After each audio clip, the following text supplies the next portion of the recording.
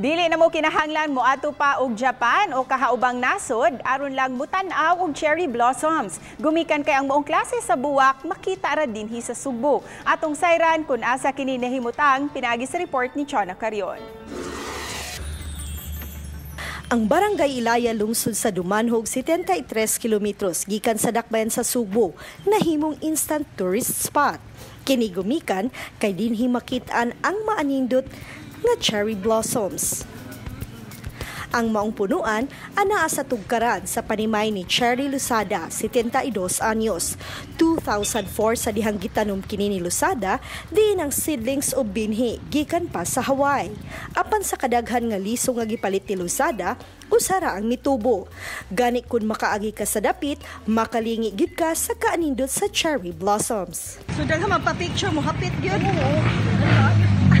15 katuig nang nagtubo kining punuan. Magsugod kini og pamuwak katapusan sa Pebrero ug mas mudaghan pa ang mga buwak niini kung magsingabot na ang Holy Week. Gumikan kay Instagrammable ang mga buwak, perfect kini nga dapit aron magpa-picture.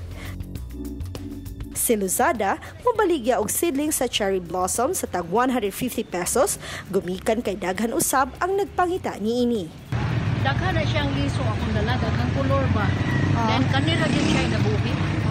Chona Carion, Balitang Bisdak.